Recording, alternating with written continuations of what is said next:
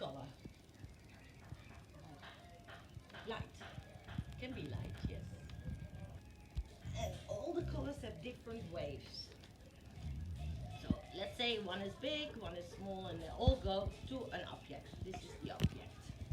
They go in it, and some of them I'm bouncing back. Here is the eye. The one who bounced back is the color. So let's say the red is bouncing back here to the eye. It means that this object has everything, all the lines go in there, but not the red. These scientists who make different color systems. So you have a color system of Newton, you have a color system from, many kinds, and also one from Eaton. And I think Eaton is the one who took over the world a little bit. So that's the one we use on art school. What five contrasts are existing in colors? Complementary color contrast. Warm and cool. Three, dark and light. Why I want to get you this in your head, Monique, when you have five contrasters, you have five solutions. So when you're in a painting and you think, I want to get that one to the front, that's, if I want to get it to the front, it's all making a little lighter. Or if I want to get it more to the back, a little darker. Or I put a color against it, and complementary color. Because if I have a blue who's very outstanding, but I put a little yellow next to it, he's more outstanding. Duller, it goes more backwards. So don't think I want this blue more to the front and put white in it. But to take another blue who's a little stronger, you can do. Rubens does this a lot. You have a cool skin from a white lady, let's say skin color, no, skin color kind of thing, and then he does red around it. Always where it's a little dark, some strange places, where it's even shadow, he makes a red line, and this lady is jumping out of the painting. Where literally there is no red line, and literally it's in the dark.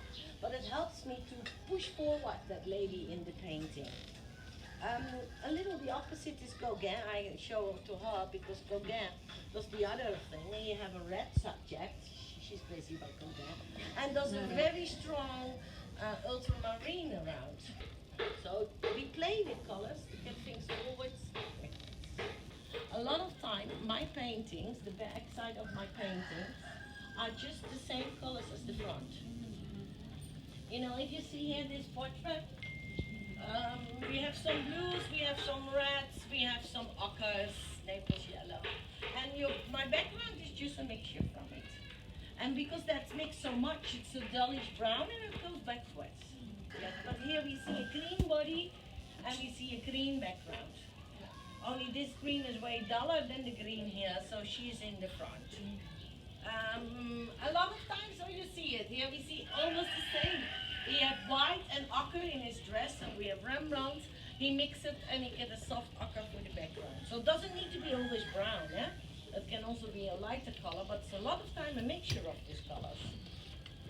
Just how more you mix, how automatically the color goes backwards.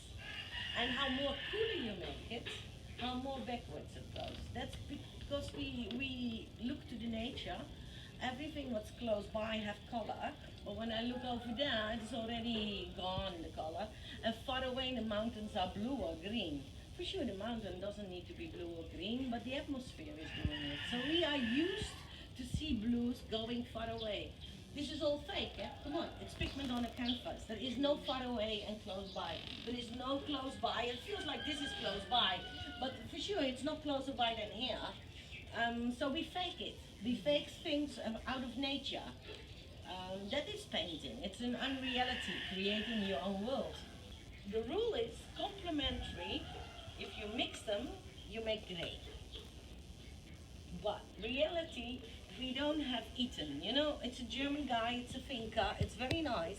It all works thinking-wise, but he's not very practical. So practical, it's more a circle like this. And here, this is the freaky only circle I can find till now. Maybe there are existing more. If you ever see it, send me.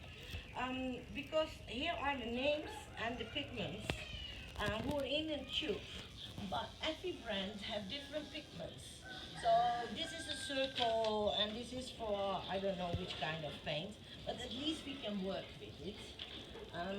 But it would be nice if we had a circle from Winston and Newton, a circle from Talents, a circle, and then a circle like this, that we can see.